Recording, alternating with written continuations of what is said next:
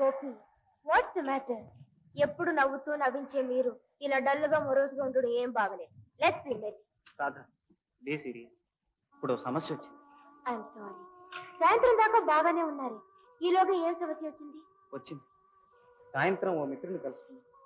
అతను సంగతి చెప్పాడు. అప్పటి నుంచి నా మనసు ఏమి బాగాలేదు. ఓహో, ఊరి వాళ్ళ సమస్యలా? కాదు, ఆప్తుల విషయం. రాధ, నీకు ప్రాణ స్నేహితుడు ఉన్నాడని, అతని బాధలు నీ బాధలు, అతని సమస్యలు నీ సమస్యలుగా భావిస్తున్నావు అనుకో. అతనికి సహాయం చేయడానికి ప్రయత్నించు. తప్పకుండా ప్రయత్నిస్తాను. నా స్నేహితుడు ఒక అమ్మాయిని ప్రేమించాడు. ఆమె కూడా అతనికి మనసు ఇచ్చింది.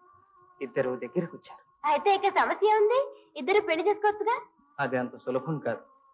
ఆ అమ్మాయి తండ్రి అడ్డు చెప్పాడా? తప్పించడానికి ప్రయత్నించాడా? కాదు. మరి ఆ అమ్మాయి తండ్రి ఒక తేనె పూసిన కత్తి, పెద్ద దొంగల ముఠాకు నాయకుడు. రహస్యంగా హత్యలు, అమానుషాలు, దోపిడీలు చేయించే దుర్మార్గుడు. ఏమిటి? అవును. ఈ సంగతి అమ్మాయికి తెలుసా? తెలియదు. ఎలా చెప్పాలో అర్థం కావట్లేదు. రాధ, నేను సలహా అడిగితే ఏం చెప్తావు? ఈ సంగతులన్నీ ఆ అమ్మాయితో నిర్భయంగా చెప్పాలి. ఆమెతో అన్ని చర్చించాలి. కరెక్ట్, నేను అదే అనుకుంటున్నా. రాధ, ఆ అమ్మాయి నువ్వే. మీ నాన్న బయటకు కనిపించేటంత ఘరానా మనిషి కాదు. ఇంపాసిబుల్. నేను నమ్మలేను. మొదట నేను కూడా అలాగే అనుకున్నాను, నమ్మకూడదు అనుకున్నా. కానీ నిజం తెలుసుకున్నాక తప్పలేదు. ఎవరు చెప్పినా సరే నేను నమ్మను. ఎలా నమ్మను? చంద్రుడు పగలు వెలుగుతాడంటే ఎలా నమ్మను? సూర్యుడు తూర్పున అస్తమిస్తాడంటే ఎలా నమ్మను? నా మాట నమ్మమని చెప్పను. తిన్నగా మీ నాన్న దగ్గరికి వెళ్ళి సూటిగా ప్రశ్నించు, ధైర్యంగా అడుగు. అతని బండారం బయటపడిందని చెప్పు. నీ ముఖం చూసి నిజం చెప్పమని. అప్పుడు ఏ విషయాలు నమ్మాలో నిశ్చయించు. నా స్నేహం అవసరం అనుకుంటే వెళ్ళి. నిజం తెలిస్తేనే గాని నిర్భయంగా బ్రతకదు. ఏం లేదు, నేను చెప్పినట్టు చెయ్యి. మిగతా సంగతులు నేను చూసుకుంటాను. నాన్న, నువ్వు చేసే ఏర్పాట్లు ఏమిటో నాకు తెలుసు. నువ్వా బీచ్కి వెళ్ళలేదా? వెళ్ళాను, కానీ అక్కడ ఉండలేక వచ్చాను. ఏం జరిగిందమ్మా? చాలా జరిగింది. సిగ్గు, చిన్నతనం, అవమానం అన్నీ జరిగాయి. ఏమిటమ్మా నువ్వు అనేది? నాకేం బోధపడ్డం లేదు. నాకు ఏమీ బోధపడలేదు. ఏం చేయాలో తోచలేదు. నిన్నే అడగాలని వచ్చాను. ఒక దొంగల నాయకుని కూతురు మర్యాదస్తుల మధ్య ఉండగలదా నాన్న? అమ్మా, హత్యలు చేయించేవాడి కుమార్తె సభ్యత గల వారి మధ్య తల ఎత్తుకుని తిరగలదా నాన్న? కుట్రలు చేసి కుటుంబాలు కూలద్రోసే రాక్షసుడి కూతురు కులస్త్రీగా జీవించగలదా నాన్న? ఏమిటమ్మా నువ్వు చెప్పేది? నిజం చెప్తున్నాను. నీ నిజ స్వరూపం బయటపడిందంటున్నాను. నీకేమైనా మతిపోయింది రాధా?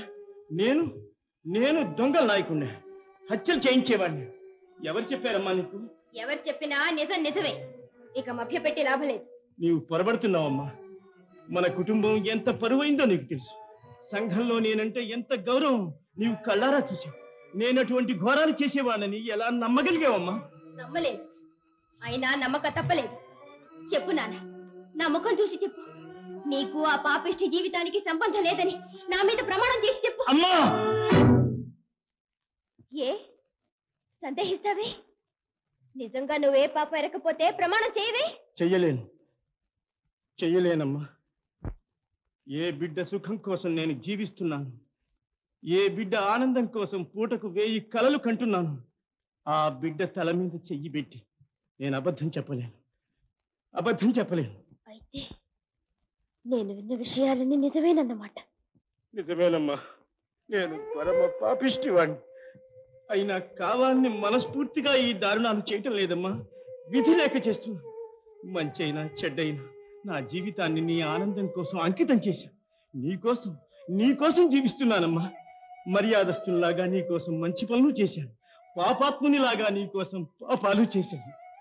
నా కోసం పాపాలు చేస్తున్నావా? బ్రతకడానికి నేను నా మొట్టమొదటి నేరం చేశాను. అప్పటికి నువ్వు పుట్టలేదు. ఆ అపరాధానికి తగిన శిక్ష అనుభవించాను. జైల్లో కాదు, జీవితంలో అనుభవించాను. మీ అమ్మ నన్ను క్షమించకుండానే కన్ను మూసింది. నువ్వు మిగిలావు. నిన్ను పవిత్రంగా పెంచాలనుకున్నా.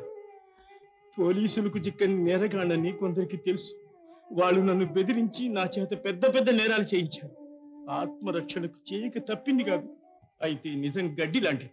ఎంత కోసినా మొలుస్తుంది, ఎంత చంపినా జీవిస్తుంది. నా రహస్యాలు ఎప్పుడూ ఎవరో ఒకరు తెలుసుకుని నన్ను పాప పంకిలంలోకి అణగదొక్కుతున్నారు. నేనేం చేసేది? ఏం చెయ్యాలో చెప్పమ్మా. ఇప్పుడు నువ్వు నేను చేయగలిగింది ఒక్కటే. నీ పాపం బద్దలవక ముందే మర్యాదగా ఈ లోకం నుంచి నిష్క్రమించడమే మనం చేయగలిగిన మంచి పని. ఆత్మహత్య చేసుకోవాలమ్మా? అవును. వీల్లేదు, నువ్వు మరణించకూడదు. కళకళలాడుతూ కలకాలం జీవించాలి. నా రహస్యం నీకెవరు చెప్పారో చెప్పు, వాళ్ళని అంతం చేస్తాను. వాళ్ళని అంతం చేస్తే ఏ లాభం? నిజం తెలిసాక ఆ నెత్తురుకుడు నేను తింటాననుకున్నావా? నువ్వు అక్కర్లేదు, నీ డబ్బు అక్కర్లేదు. నీ కడుపున పుట్టిన పాపానికి ఏ గంగలోనో ఒక్కసారి మునిగి కళ్ళు మూస్తాను. అమ్మా, అంత మాట అనకమ్మా. ఈ సిరి సంపద అన్ని వదిలిపెట్టి ఎక్కడికైనా పోయి చెమటోడ్చి జీవిద్దాం. నిజమేనమ్మా, నీవు ఏ అఘాయిత్యం చేయని మాట ఇస్తే నా దొంగల ముఠాను రద్దు చేస్తాను. ఎవరెవరికి అన్యాయాలు చేసి ఈ ఆస్తిని సంపాదించాను వాళ్ళ కుటుంబాలకు ఈ ఆస్తింతా చెందేటట్టు చూస్తాను. ఏమంటావు? నిజంగానా నాన్న? ఇప్పుడే ఆ జీవితానికి స్వస్తి చెప్తాను. అమ్మా, అంతా అనుకున్నట్టే జరిగింది. నిజం బయటపడింది. ఇక మనం దామోదరాన్ని అంటిపెట్టుకు తిరగాలి. అతని ద్వారా మనకు చాలా విషయాలు తెలియచ్చు.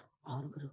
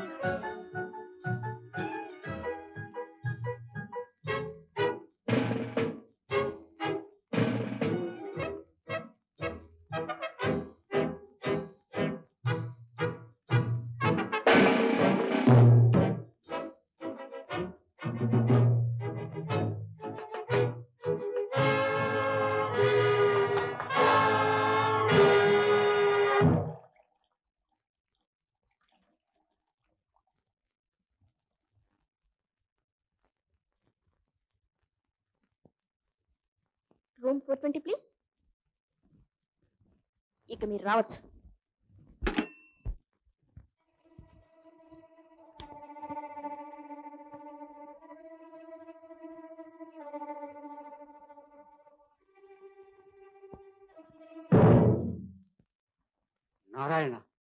సరుకుతో మళ్ళీ పని వచ్చింది. 4 రోజుల్లో రెడీగా ఉండాలి. ఇట్లు ఎక్స్ ఎక్స్ ఎక్స్ ఎక్స్. అట్లనా?